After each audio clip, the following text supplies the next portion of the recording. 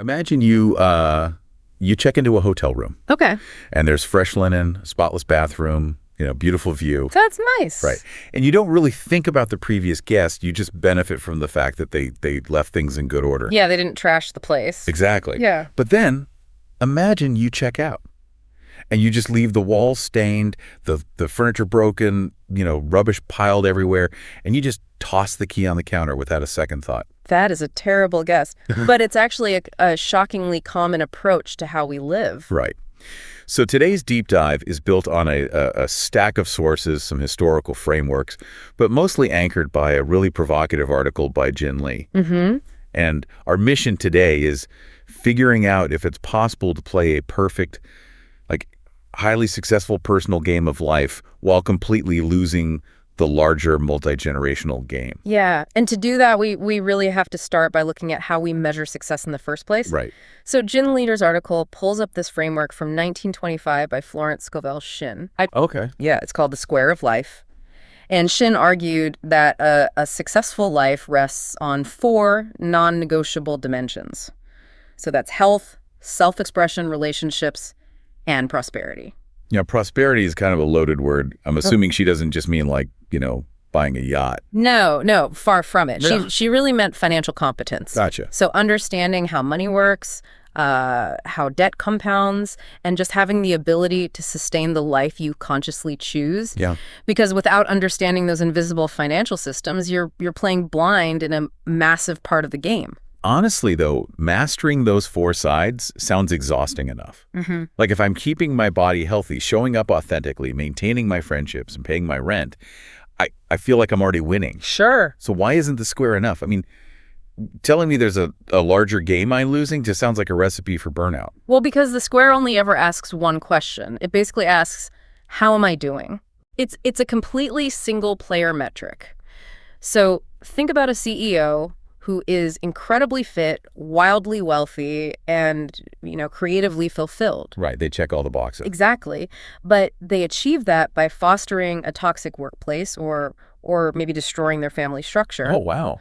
Yeah, so when they die, their personal square of success just collapses into the grave with them. So they won their round, but they trashed the hotel room for whoever checks in next. That is the exact limitation the author points out. Life isn't a single-player campaign. It's a shared, multi-generational series. Okay. So the framework upgrades Shinera's 2D square into a 3D cube of success. So we're adding dimensions. Right, by adding 2 new faces. Community legacy and nature stewardship.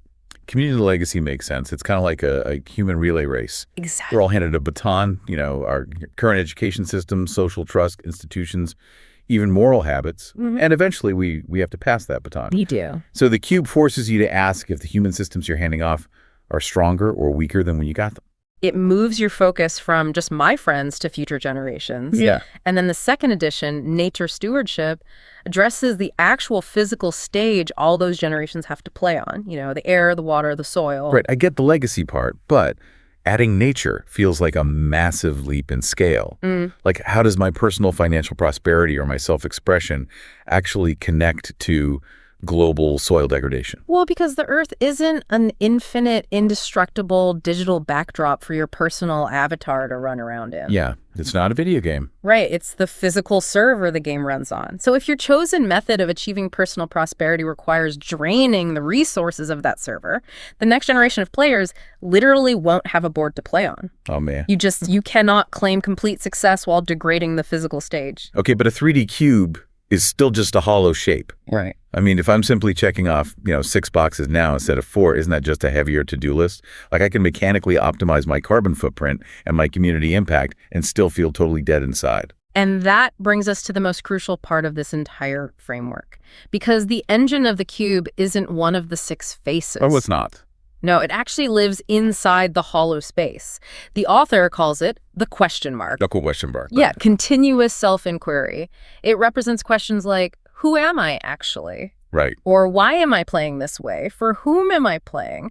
Think about an executive who perfectly maintains these 6 faces of the cube, but never pauses to ask those questions. They're essentially operating as an NPC. Exactly. A non-player character. They're just running a script their parents or society coded for them. It's all image management and social pressure. And the mechanism of the question mark is what breaks that automated loop. I see. Because awakening without any success criteria is just vague spirituality. You're just floating. Right. But having strict success criteria without awakening, that is purely mechanical achievement. So they really need each other. Yes. The cube tells you which dimensions of life to monitor, but the question mark ensures you are actually awake while living them. That is so true. I mean, if you're listening to this on your commute to a job that pays well but leaves you feeling empty, this framework is diagnosing exactly why you feel that way. You might have mastered the 2D map of your personal prosperity, but the interior of your cube is totally hollow. Right. The 2D square measures a successful single round, Yes.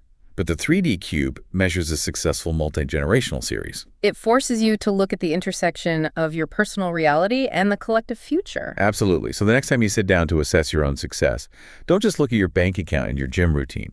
Sure. And actually, if the cube measures a multi-generational human game, consider what happens when we eventually add the dimension of artificial intelligence. Oh, wow. Yeah. Right. Like as we build these massive new digital systems, are we creating tools for our grandkids to inherit? Or are we inadvertently building the next players of the game entirely? That's a heavy thought. Just something to ponder before you check out.